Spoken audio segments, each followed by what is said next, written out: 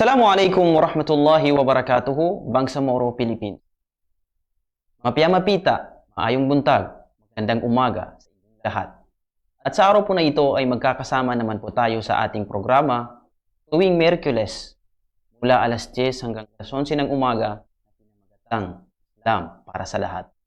Islam para sa lahat. Kahit saan ka mang tribong napapabilang, anuman ang iyong relihiyong napapalooban o pinaniniwalaan, ang Islam. Sinabi ni Allah sa banal na Quran, "Wa ma arsalnaka illa rahmatan lil alamin." Walang dahilan ng pagpapadala namin sa iyo o Propeta Muhammad maliban na lang na biyaya sa sanlibutan. At sa araw po na ito ay tatalakayin naman po natin ang usaping Islamiko upang sa ganun ay ma-enlighten po at matutunan po ng lahat kahit saan po sila relihiyon na napapaloob, matututunan po nila kung ano po ba ang turuan at paniniwala. Makakasama po natin ang isa sa mahal natin na Sheikh na kilala rin po sa larangan ng da'wa, walang iba kundi ang mahal natin na Sheikh Saad bin Abdul Fattah Dilna. Assalamualaikum Sheikh.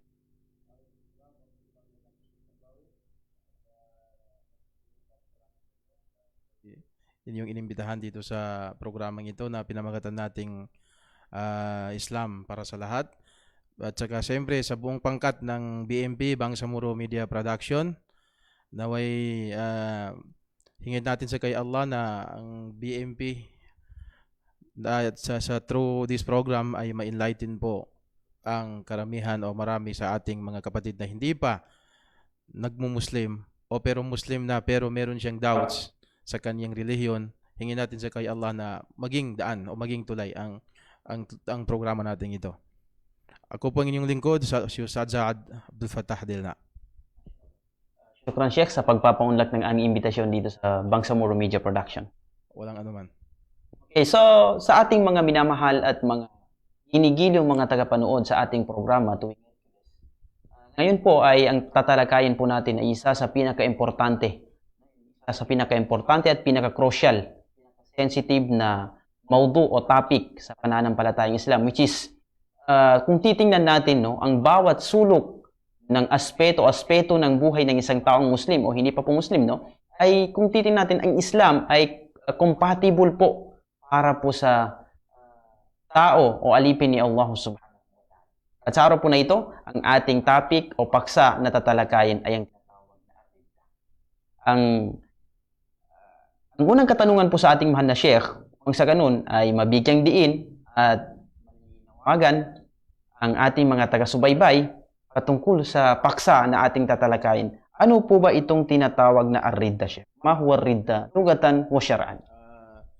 Actually, ang ridda, diretsuhin na natin sa kung paano ba ito in-interpret ng mga scholars natin. Ang ridda daw, unang-una nga, literally, yung pabalik-balik. Yun, irtidad. Irtidad sabi ng Arabic. Ang irtidad sabi niya, alam mo kung pag binabato mo yung bola sa pader, di ba, bumabalik o di kaya inididribble mo, balik ng pataas ng pataas. Ibig sabihin, irtidad yun. Ibig sabihin, pag balik-balik, yun ang literal na meaning niya. So, ang pinaka-short na meaning niya sa istilah ng mga ulama o di kaya kung paano ito binigyan dinefine ng ating mga scholars ay madali lang. Sabi nila, al-kufru ba'da al-Islam. Ibig sabihin, ang pagbabalik disbeliever sa after ng pagiging believer. Ibig sabihin, nagkapir ang tao after maging Muslim. So, yun ang pinaka-short na pag-define ng ating mga scholars kung ano ba talaga ang sinasabi nilang ridda. Al-kufru badal Islam. Al-kufru badal Islam. Ibig sabihin, pagbalik, kafir, after pagbalik, pagiging disbeliever, after pagiging believer.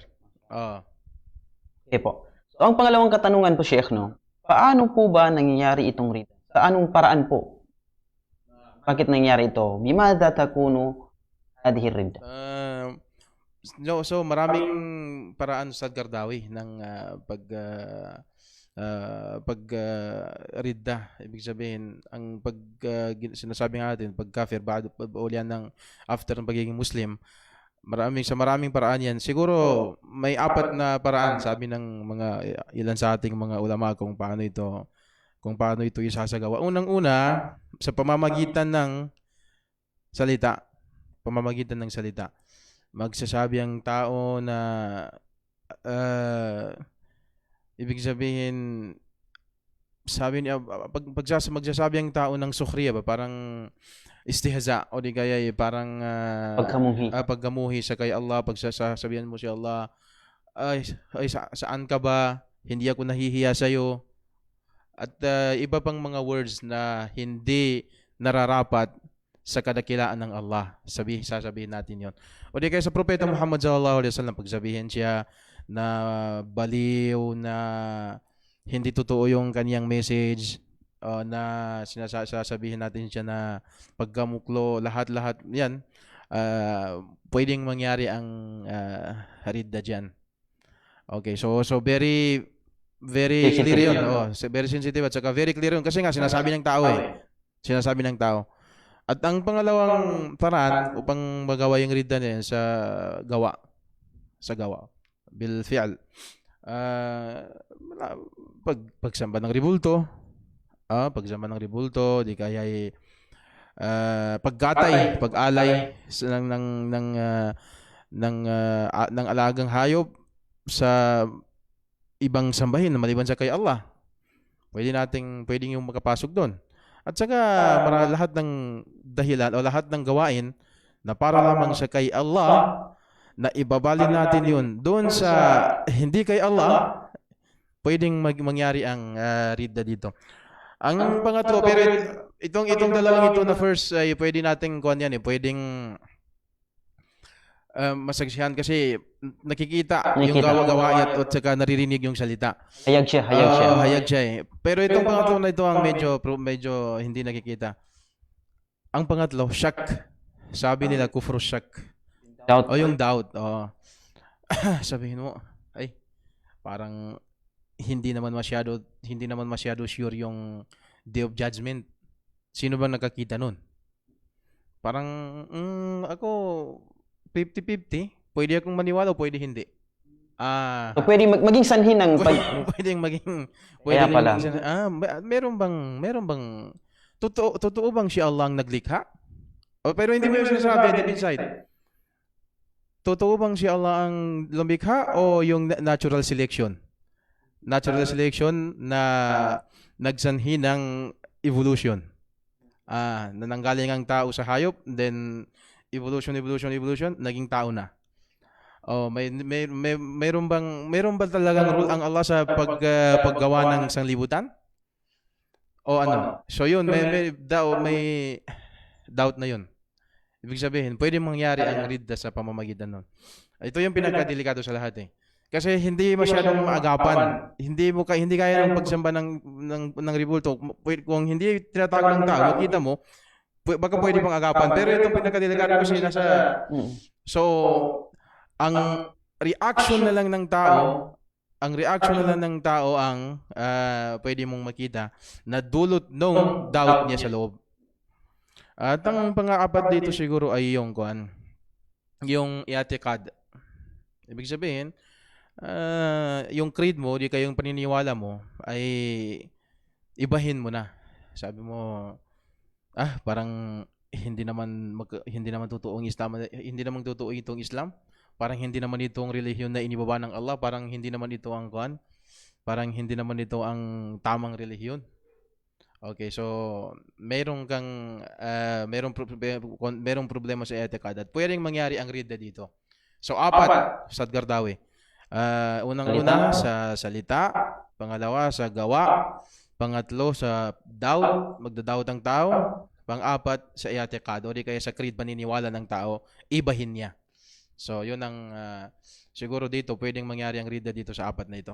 So napakadelikado po pala dito sa pangatlo at pang-apat, no? Kasi hindi mo siya na-feel. Akala mo hindi mo na-feel, akala mo. At saka yung problema sa Gardawi. Minsan nagsasala ka nga. Nagsasala May na mga ako, ganyan. pero may doubt siya deep inside.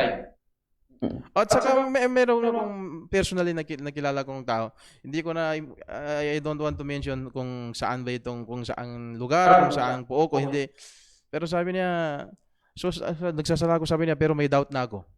May So, mashallah. So, ganyan na halimbawa po, Sheikh, no? may kaya nga sabi ng So, ng Propeta Muhammad sallallahu alaihi wasallam, sabi niya, awwalu ma yurfa'u min ummati al-haya wa akhiru ma yurfa'u min ummati as-salah farubba musallin mal'un. Ibig sabihin, sabi niya, ang unang-unang ialis dito sa aking umma yung haya, yung modesty. At ang pinakahuling ialis dito sa aking umma yung sala, farubba musallin mal'un. Kasi merong hindi imposible na merong nagsasala pero mal'un, na curse naman siya. so bakit po siya ganun? Kasi na-curse? nga, may nagsasala na siya kasi nga agad na lang yung pagsasala. Na masakit ang katawan niya pag hindi siya makasala ng 5 times a day. Pero meron siyang doubt deep inside. Nagsasala na siya pero ewan ko kung totoo bang may gantimpala dito sa para sa sala?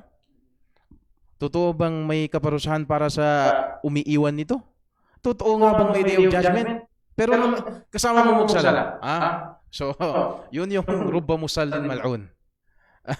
Waliyazubillah.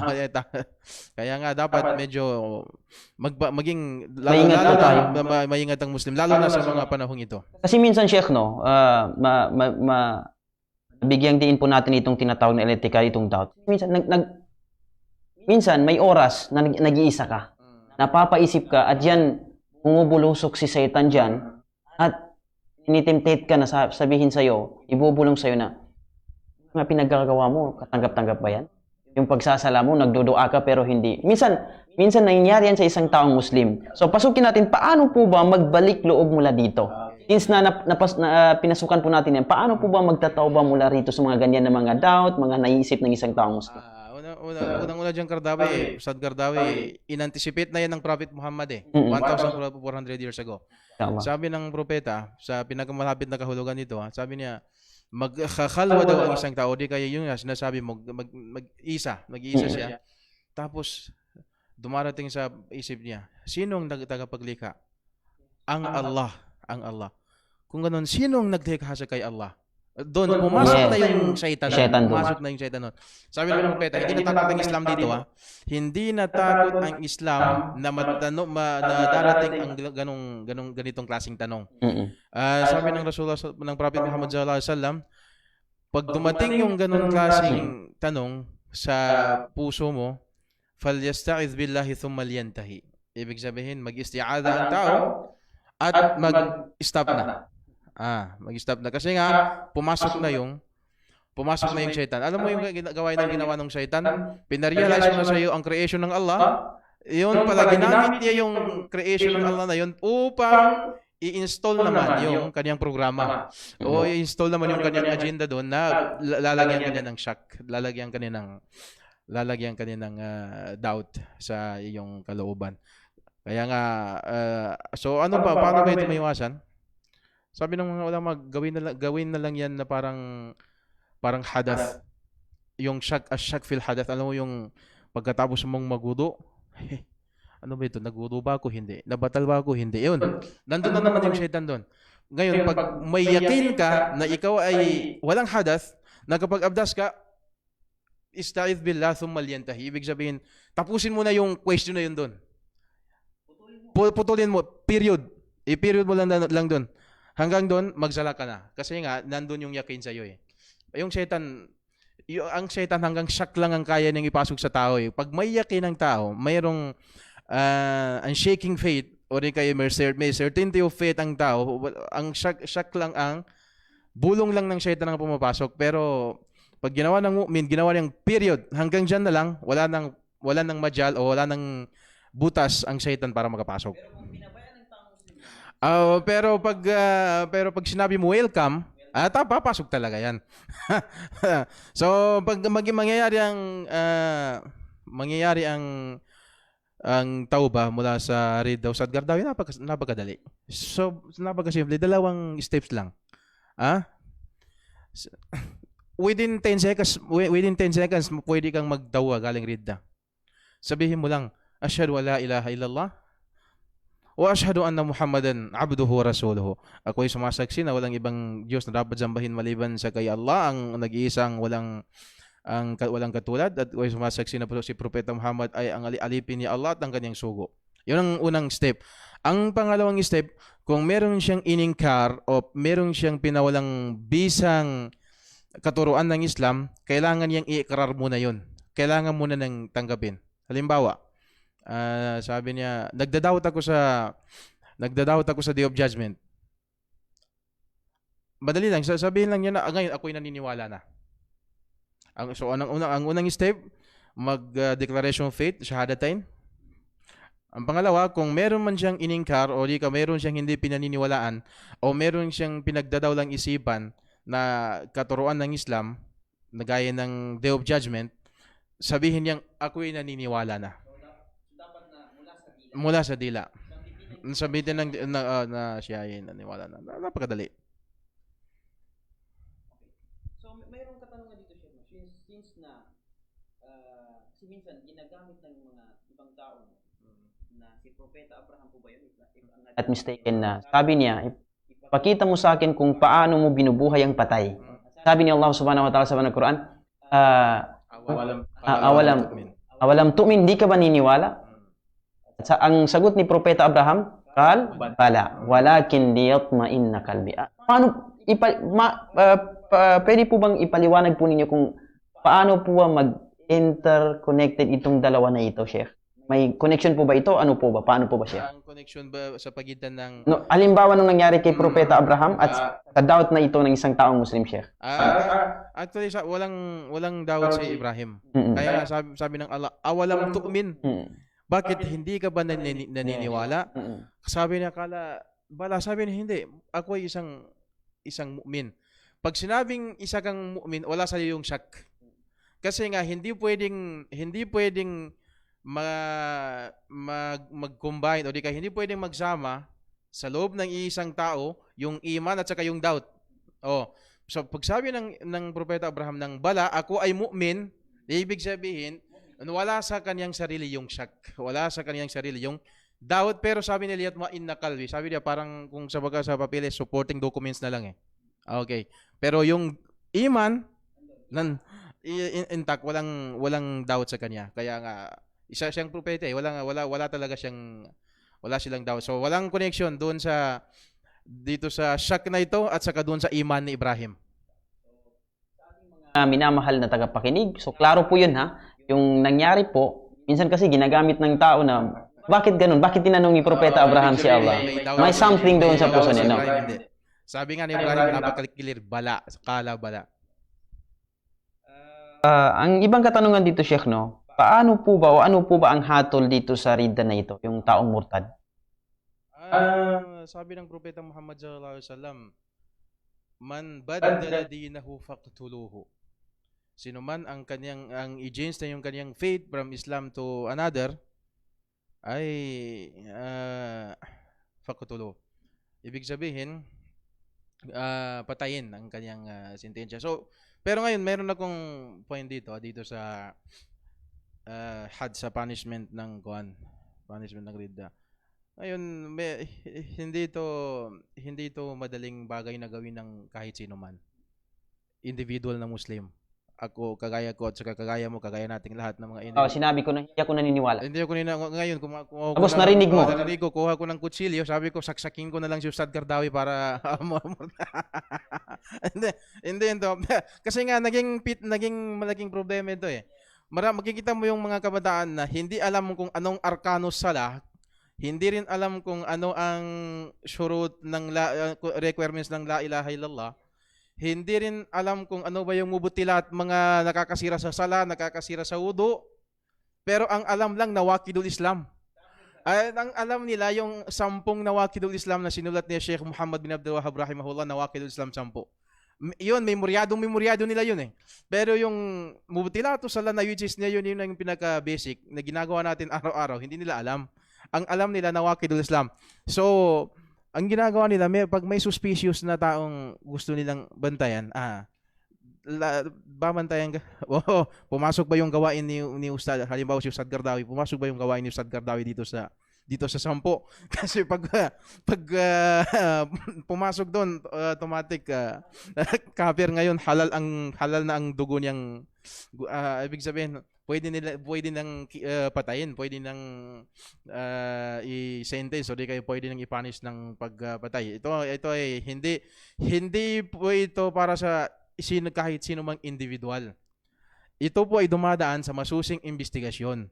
Meron pong kailangan po ng pagtakfir, kailangan bago itakfir o di kaya bago hatulan ng pagiging kafir ang isang tao, dadaan sa masusing investigasyon na hindi ginagawa ng kahit sinong individual. May authority po na gumagawa niyan. May authority kaya kasi meron pong mga syurut, merong mga requirements na kailangan makumpleto at meron din man namang mga mawani na kailangan mawala lahat bago matakfir ang specific na tao. Pag in-specify natin yan, kailangan madaan ng due process. Sabi nga, even sa Philippine Constitution, sabi nga no person shall be deprived of life, liberty, and property without the due process of law. Ibig sabihin, merong due process ang lahat-lahat.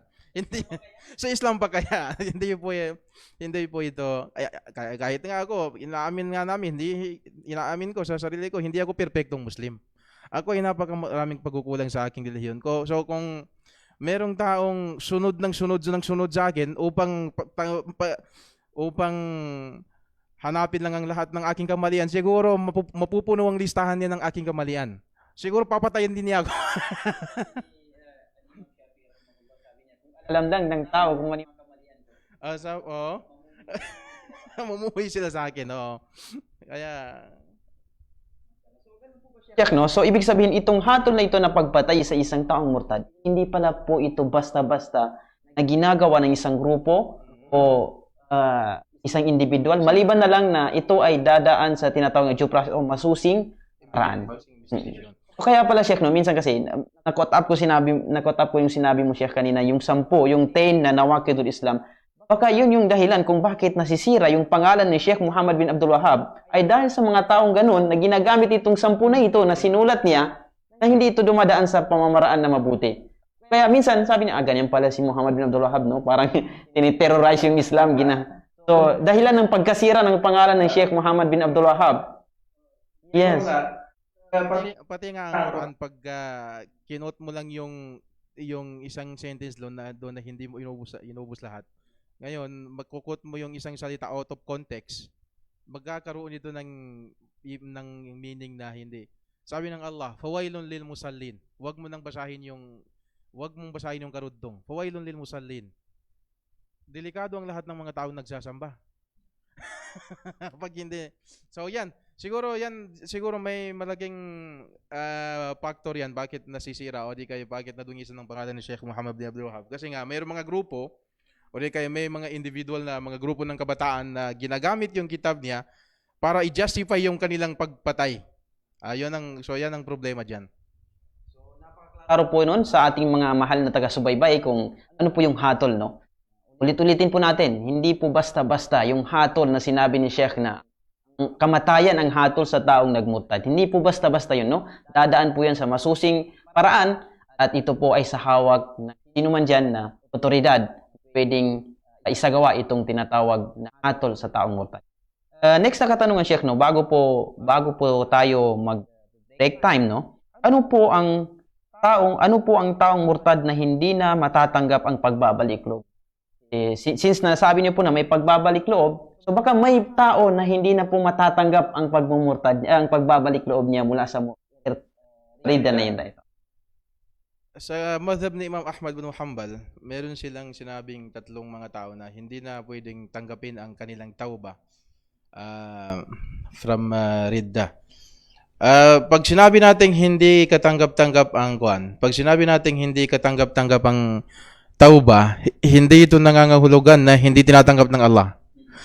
Ang ibig lang sabihin natin dito na hindi katanggap-tanggap ang tauba, ibig sabihin pag ginawa yun ng lantaran, kahit sabihin pa niyang, hindi, ako, nagtaubat na ako. Pero hindi tatanggapin ng authority yung taubat niya. Pero sa kay Allah, meron pang isang tsansa. Pero dito sa atin, Wala na kasi nga lantaran yung paggawa niya eh.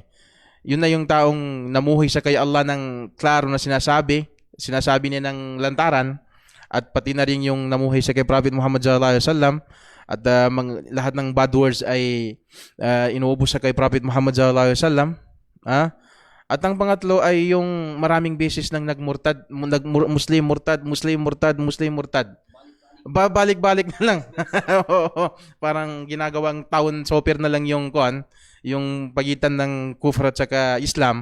Sabi ng mga ulama, may certain number na pag inabot niya yung sabi na hindi na pag maraming beses ng sabi nila 3 beses na ginawa niya yun ng lantaran, yung pag-kufar at saka pag-ridda ng lantaran din nag-Islam, din ng murtad din nag-Islam. Sabi nila, hindi, pag maraming beses na hindi na tanggapin ng tauba niya dito sa atin, sa level natin mga tao, level ng mga tao.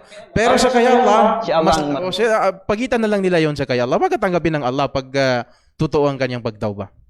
Bigyan po natin Sheikh yung 3 beses na inulit-ulit po niya. Maari po bang bigyan niyo ng halimbawa? Halimbawa, ako po ay Muslim o di kaya nagbalik Islam. Paano po ba, sa anong mukha yung 3 beses na yun na inulit-ulit po niya yung parang panluloko na nagbalik Islam tapos lumabas naman sa Islam? Ano po yung mukha niya, Sheikh? Actually, lahat nito sa Gardawi pag ginawa ng lantaran.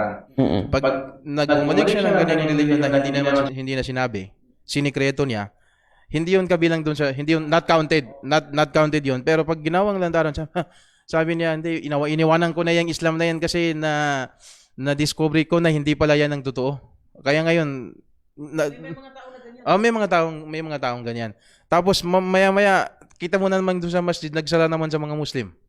So mamaya-maya nandun na naman sa kuan. Pero pag ginawa ng sikreto na hindi siya nagiging cause ng doubt sa karamihan sa mga taong nananampalataya, kahit 100 beses pa niyang gawin yan. Kahit 100 beses pa niyang gawin, wala tayo. Pero pag lantaran ng paggagawa, gumagawa pa ng fitna, what sabi ng Allah, wal fitna to ashaddu min al-qatl. Ibig sabihin, ang pag-spread ng fitna ay mas karumal-dumal pa kaysa sa pagpatay. Mashallah, napakasarap po na pag-usapan po natin itong arida na ito at napakasensitibo rin po, no? Kaya nga po Sheikh, no, na nararapat na itong pagpapaliwanag patungkol sa rida ay may mahabang explanation upang sa ganun ay maintindihan po ng nakararami at maintindihan po ng ating mga minamahal na taga-subaybay kung ano po ba itong rida, ano po itong pagmumurtad, pag-iwan sa pananampalatayang Islam. At inshallah subhanahu wa ta'ala ay bibigyan diin po natin inshallah mamaya-maya after ng break natin ang ibang usapin patungkol sa rida na ito. Magbabalik po tayo pagkaraan ng ilang sandali.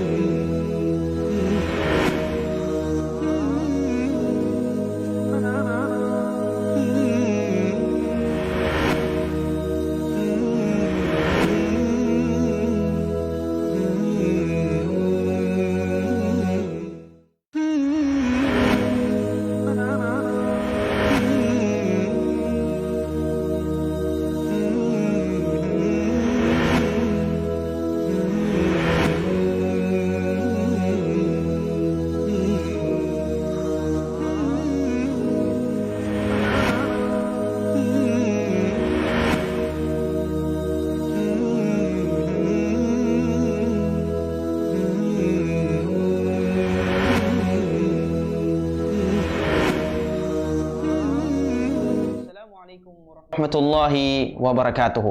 At tayo po ay magbabalik sa ating talakayan patungkol sa ar-ridda, ang pag-alis sa pananampalatayang Islam.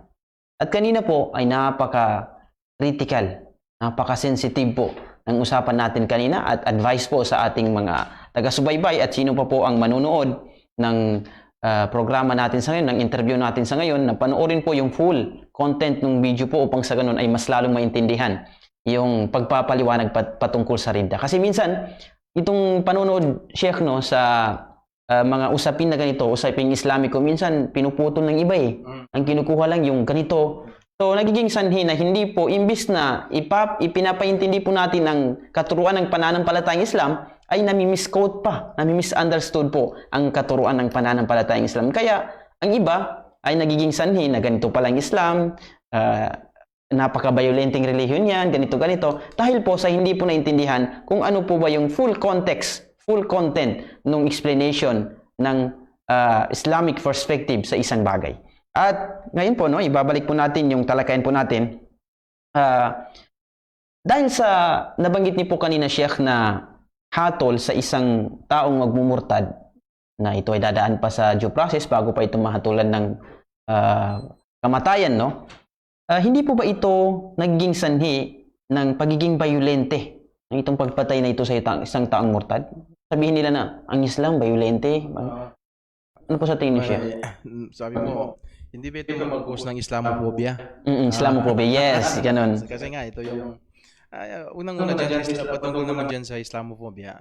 Wala namang propeta na pinadala si Allah na hindi na tashwi o di kaya hindi na critics ng hindi pa naman constructive na criticism eh.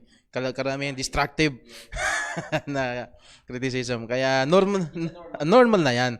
Simula pa ng panahon ni Noah, yung may Noah's Ark, hanggang sa kahuli-hulihan propeta na si Propeta Muhammad, peace be upon him, ay na critic talaga yung kanilang dawa. So normal na yung ganyan, pero talagang sa panahon ngayon triple siguro ang pag-attack sa Islam. Kaya nga nagka-create nito ng Islamophobia sa karamihan. Ako naman, kung meron ng sigurong relihiyon except Islam, sa Islam, na kinritik o inatake ng kahit 10% lang sa kung anong pag-atake sa relihiyong Islam sa panahon na ito, siguro magiging kwento na lang. Magiging kwento na lang ang relihiyon na yun. Sabihin natin na, ay, 100 years ago, there's a religion na pangalan niya ganito, pero ngayon wala na. Kung meron ng relihiyon na inatake ng 10%, so kung ano ba yung 10% lang sa kung ano bang pag-atake sa Islam ngayon, siguro magiging alamat na lang yung relihiyon. Pero ang Islam at inatake, critic, lahat, pero lalo pa siyang nag-spread. At saka ngayon, Islam is the fastest growing religion ngayon. Kung tingnan natin ng Islam ang buong mundo ngayon, tatlo na lang ang relihiyon dito ngayon. Tatlo na lang ang relihiyon dito ngayon. Unang-una dito, siyempre, ang Islam. Unang-una dito, yung Islam. Pangalawa dito is Bakaya Diyanat. Ibig sabihin, yung mga tira-tira na lang. Yung mga Katoliko ngayon, tira-tira na lang yan no, sa totoong Kristyanismo. At saka pati yung mga Jewish ngayon, mga Hudyo ngayon, tira-tira na lang yung religion nila eh. At ang pangatlo dito, yung atheism. So Islam, tira-tirang relihiyon, at atheism. Atheism, 93% sa population ng China are atheist. So ito na yung siguro tatlong kuan na lang ngayon ang nandito sa. So balik tayo doon sa katanungan mo sa Kardawi na hindi ba ito violente o di kaya hindi ba harsh ang hatol na ito ng Islam sa murtad na kapalit nito ay kanyang buhay na nag-iisa lang.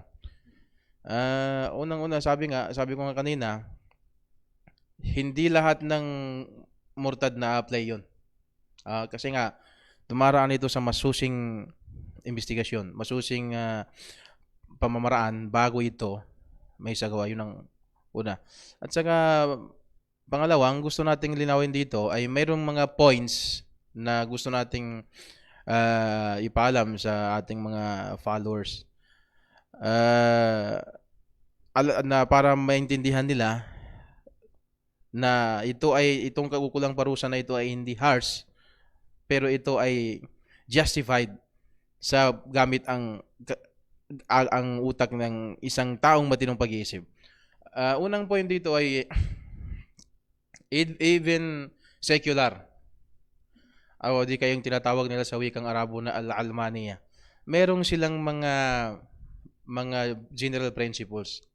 Merong silang mga general principles na pag merong offensive statement o di kaya merong mga pagsasabing mga salitang nagdudulot ng doubt dun sa mga principles nila, meron siyang kaukulang parusa. Example, isang sikat na historian, si David Irving, na siya yung nakulong. Anong kasalanan niya? Kasi nga nagtashkik siya o di kay nagda-doubt siya sa kung ano yung sa ginawa ng mga nag-cause siya ng doubt sa mga tao dahil doon sa isinulat ng libro. Nag-doubt ng mga tao kung ano ba totoo ba ang Holocaust o hindi. Yung Holocaust, yung pagsunog ng Germany sa mga Hudyo. Meron mga istorya na sabi niya parang hindi yan totoo. Ang nangyari doon sa writer na yun, 20 years in prison. Sa Austria. Meron na isang matandang babae na 88 years old. 88 years old, matandang babae. Ganun din. Meron siyang statement na nag-dashcake siya o di kaya nag-cause siya ng doubt kung gaano ba katotoo yung Holocaust. Nabilanggo siya ng umabot ng 20 years. Sa Europe ngayon, merong 16 na countries sa Europe na pinapatawan nila o di kaya pinaparusahan nila ng pagkakulong ng 20 years or more ang sino mang taong nagsasanhi ng pagdadalawang isip sa mga general principles nila. Sa Canada, meron silang siguro ano ba yung article number 316 sa law ng Canada. Kung merong offensive statement ang isang tao laban sa isang individual, laban sa isang kapwa tao, ay meron ding kaukulang parusa. So ito yung mga examples na sinasabi natin na lahat-lahat ng mga general principles ng secular o di kay atheism noon na nilagay ng tao lang, dinalagyan nilang kaukulang parusa ang pagtatashkik o yung kayong pagsasanhin ng doubt doon sa kanilang mga general principles. Merong mga alim o di kaya merong mga scientist na ilayo sila sa field ng science community. Naputol sa kanila yung lahat-lahat ng mga benefits nila dahil lang nag-cause sila ng doubt sa Darwin's theory on evolution. So, kasi nga, general principles na yun eh. Basic principles nila. Kaya, hindi nila tinatanggap ang pagtatashkik lang o di kaya pagda-doubt lang, pagkukos ng doubt sa maraming tao doon sa kanilang basic principles. Kaya nga, dito sa ating relihiyon talagang merong talagang mabigat na maparusa para sa kung sino man ang taong nagko-cause o di kay nagiging sanhi ng pagda-doubt ng nakakarami.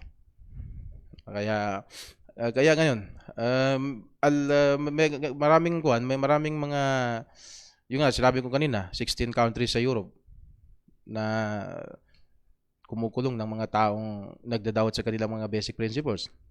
Ang problema lang kasi sa kanilang, pinakamalaking problema dito, ina-allowed nila yung pagtatashkik o di kaya pagda-doubt ng mga tao o di kaya ang offensive statement, hindi nila i-allowed sa offensive statement ng tao sa kalaban ng isang tao.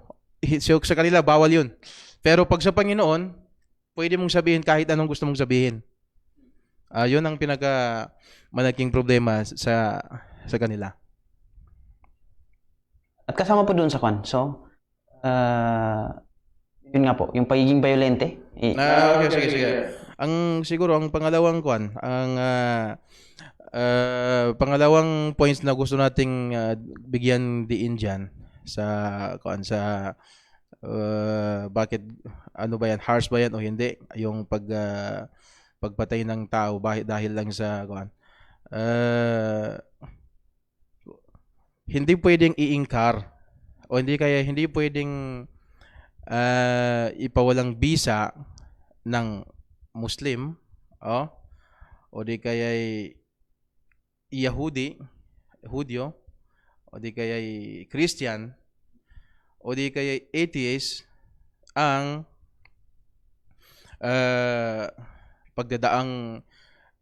pagpatay sa isang taong murtad.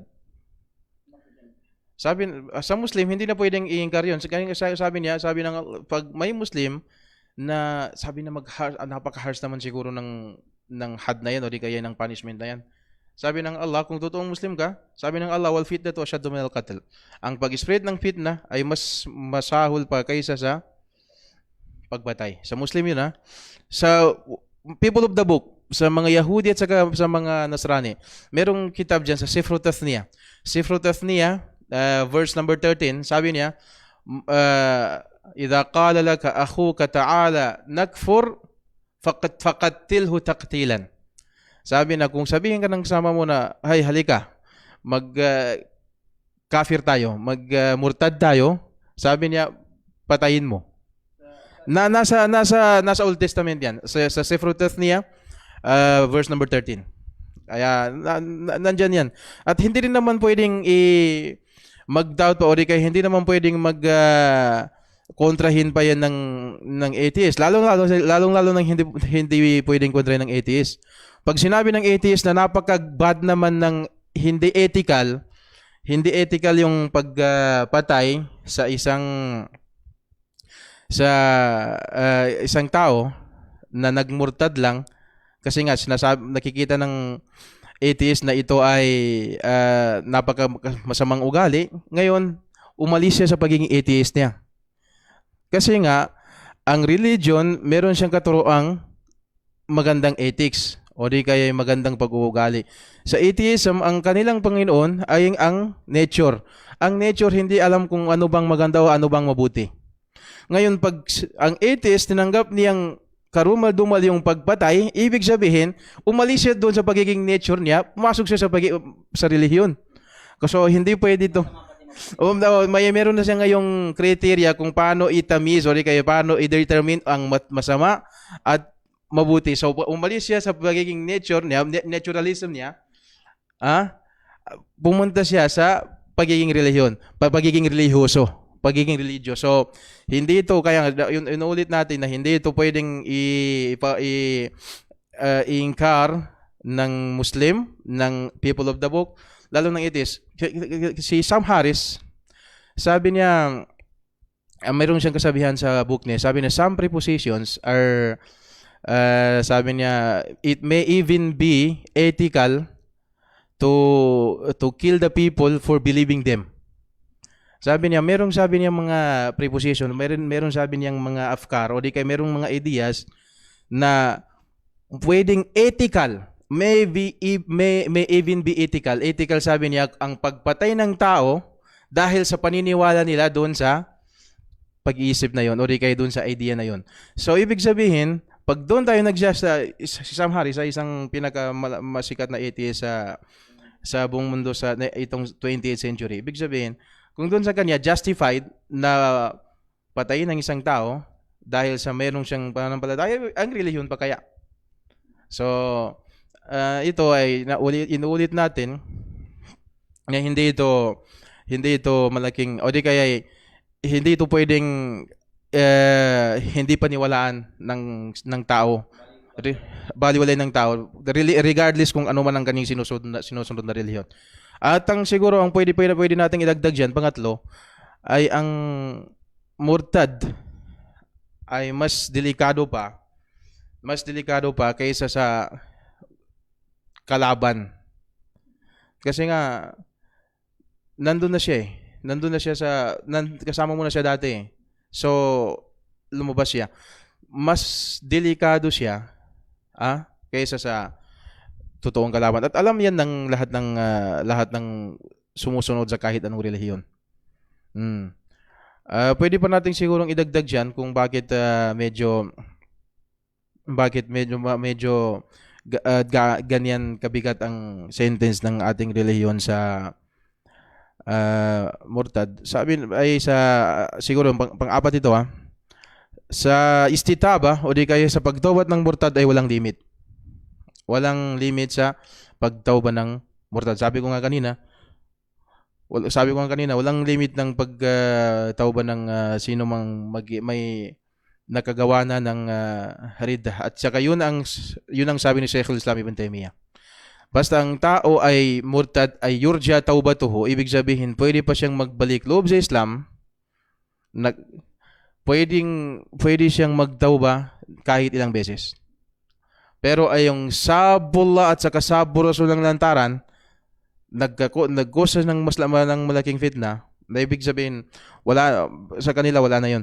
Pero yung taong isa kanyang sarili, may doubt siya, at sinabi na sa isang tao, pag may paparaan pa, meron pa siyang pag-asa upang magtauba, sabi ni Ibn Qudama, yustatab walau alf marra.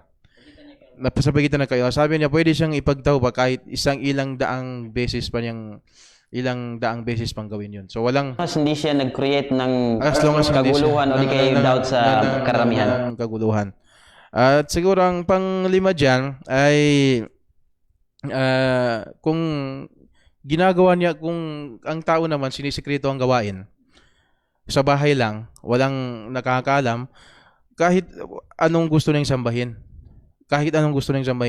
Magsamba ng gulay, magsamba ng ampalaya, magsamba ng ribulto, magsamba ng bato, magsamba ng plywood, magsamba ng kahit anong gusto niyang sambahin. Pag hindi lang lantaran ng paggawa, nasa kanina yun eh. Anyway, everyone has a free will naman eh. Meron namang free will ang bawat isa sa atin. Kung sabi na nga, faman sha'a falyu'min, wa man sha'a falyakfur. Kung sinong gustong mag-mu'min, sa kanya yun. Sinong gustong mag-kafir, sa kanya naman yun. Pagitan nila. So kung isisikreto ang gawain doon sa bahay na hindi ginagawa ng lantaran, ay wala na tayo doon eh. Kasi nga hindi natin nakikita, hindi natin pwedeng i-judge. So ito yung 5 point na gusto kong linawin upang hindi magmukha na violent yung pagbatay o di kaya napaka-harsh na walang basihan ng Islam. Unang-una dito, ulitin natin, ang secular o di kaya mga atheist, lahat ng mga basic principles nila, pag may nag-cause ng doubt doon, ay meron silang kaukulang mabigat na sentensya o di kaya punishment. Pangalawa dito, mas delikado pa ang murtad kaysa sa totoong kalaban. Pangatlo ay walang limit sa pagtauba ng murtad. Mata marujiyat taubatuhu, sabi ni Ibn Qudama al-Maqdisi, mata marujiyat taubatuhu yustatab. Ibig sabihin, basta meron pa siyang pag-asa, meron pang pag-asa yung siya mag-Muslim, ay pwede pang tanggapin ang kanyang tauba kahit ilang beses. At ang pangatlo dito, at ang pang-apat dito ay hindi maingkar o hindi mababaliwala ng Muslim, ng people of the book, ng atheism, na kahit anumang relihiyon, ang sabihin nilang harsh, ang violente ang pagpatay sa taong nag-change ng relihiyon. Kasi nga sa Muslim, nandyan sa Quran. Sa mga people of the book naman, isulat dyan sa Old Testament at sa New Testament. Sa atheism naman, sinabi na ni Sam Harris. Pinakatanyag na atheist sa 20th century. At ang panglima dito, pag ginawa naman ng sikreto, hindi naman lantaran ng pagkakagawa, pagitan lang nila sa kay Allah. Kung ano ba talagang gusto nilang sambahin. Wallahu. At ang ibang katanungan dito, Sheikh, hindi po ba ito magiging sanhi ng pagpigil sa individual rights or freedom ng isang tao? Itong pagpatay na ito, di kaya ay, ipagpatay, di kaya sabihin na pag nalaman na murtad ka, papatayin ka. Hindi po ba pagpigil ito sa freedom o individual rights ng isang tao? Actually, merong freedom eh. Kaya nga sinabi natin, pag ginagawa ng sikreto, o hindi na ipapasukan, so rights na yun. Ang pinapasukan lang natin dito, pag ginagawa ito ng hayag. talagang napakaklaro po nung talakayan po natin patungkol sa tao. Kasi minsan sinasabi nila na ang Islam, ginagawa nito sa isang tao violente, walang karapatan na binibigay sa isang tao. No? Based sa nabanggit kanina ni Sheikh, no, sa ating mga mahal na taga-subaybay, sabi niya, sino man ang gusto na mag-kufr, hindi maniwala kay Allah, nasa kanya na yan. Kung sino man ang gustong maniwala, nasa kanya rin yun, no? Si Allah subhanahu wa ta'ala ang gagantimpala sa kanya. Pero yun nga, i-take note po natin na kapag ang tao na nag-kufr at ginawa niya itong hayag, pasensyahan na lang po. Kung makuha po na ito ng otoridad, based po sa nasabi ni Sheikh kanina na even the other big countries, no, yung mga developed countries po, yung mga ibang relihiyon po ay hindi nila po sinuway itong may mga parusa na ipapataw sa taong ipapato sa taong sasalungatin kung ano ba yung general principle ng isang lugar o isang organization sa with due respect po, no, sa Iglesia ni Cristo. No. Yes, meron silang paniniwala na kung sino ang susuway, pupuntahan. Pupuntahan, ganun. Pupuntahan ng ilang beses upang sa ganun ay pabalikin, if I'm not mistaken. No? Dahil sa pagsuway niya, tingnan natin kung ang Islam pa kaya na kung saan ay kompletong relihiyon, no? Kompleto sa lahat ng aspeto. So, ganun po, no? Sa ating mga mahal na taga-subaybay at masugid at minamahal na tagapanood, na bigyang diin po natin kung ano po ba ang pananaw ng pananampalatayang Islam sa isang taong nagmumurtad. Okay, so baka may karagdagan po kayo, Sheikh, dun sa explanation ninyo. So, dalawang buwan lang eh. Dalawang words lang. O di kaya 4 words lang. So, Ustad Gardawi. Hashtag na lang para magbasa muna tayo bago tayo mag-critic. So, basahin muna natin alamin muna natin ang asasiyat o di kaya mga basics ng ating relihiyon bago tayo mag-critic. Sabihin natin na, ay, harsh yan, hindi ko gusto yan, parang mahirap ang relihiyon na yan. Tsaka walang individual rights yan sa relihiyon na yan. Magbasa muna tayo, mag-aral muna tayo, basahin muna natin ang asasiyat o di kaya mga basic principles ng ating relihiyon bago tayo magpalabas ng ating mga conclusion, no? Kaya pagbasa o di kaya pagsik ng knowledge, karagdagang knowledge.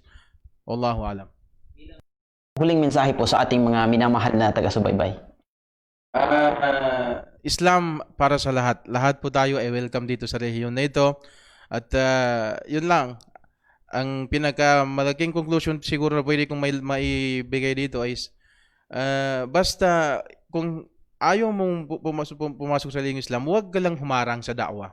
Huwag ka lang mag-cause ng doubt sa karamihan. Walang mangyayari sa iyo.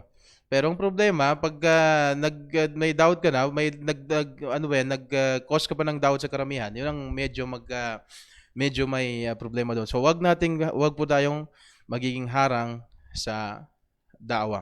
Wassalamualaikum warahmatullahi wabarakatuh. Mashallah. So, yun po sa lahat ng ating mga mahal at mga masugid na taga-subaybay, ang Islam po pag-aralan po natin. No? Hindi po ito threat sa inyo na sabihin na pag ginawa mo ito ay ganitong mangyayari sa iyo. No, Islam is not like that. No, hindi po natin, tingnan po natin, no, nangyayari sa, halimbawa na lang sa ibang lugar, no, pinapatay ang mga Muslim, pero ano ba? Hindi kayo tinitreat ng mga Muslim na patayin din kayo. No, hindi po ganun ang pananampalatayang Islam. Which is, Islam is a religion of peace na kung saan ay nagpapalaganap ng kapayapaan. No? Pag-aralan po natin ng Islam, kahit saan ka man napapaloob na relihiyon, pag-aralan po ninyo kung ano po ang katuruan na medyo po ay may doubt po kayo o nami-misunderstood po sa ating henerasyon sa ngayon. At pinapasalamatan ko po ang lahat ng ating mga masugid at mga minamahal na taga-subaybay at nanood sa ating programa ngayon, sa ating talakayan na pinamagatang Ar-Riddah. Yes po, basahin po natin, pero parang hindi po naubos dito yung mga komento natin, no, sa ating live. Okay, so ang nakita ko lang dito si Ramrayda Mamaki Mamonda, si Johari Alimanan, at may iba pang kanina na maraming nag-comment. So maraming salamat mo, maraming syukran sa inyong panonood. At naway, antabayan po ninyo ang lahat ng ating talakayan dito sa Islam para sa lahat at iba pong mga lectures o Islamic lectures dito. And of course, yung mga Bangsamoro news natin, yung mga news natin dito sa Bangsamoro Media Production na kung saan ay iniintay ng lahat na update po sa nangyayari sa Bangsamoro Autonomous Region in Muslim Mindanao. At hanggang dito na lang po. Ito po ang inyong lingkod sa pananampalatayang Islam, kapatid sa pananampalatayang Islam, Kardawi bin Salik. Hanggang sa muli po. Assalamualaikum warahmatullahi wabarakatuh. Ya Allah. Tidur. Basta kung may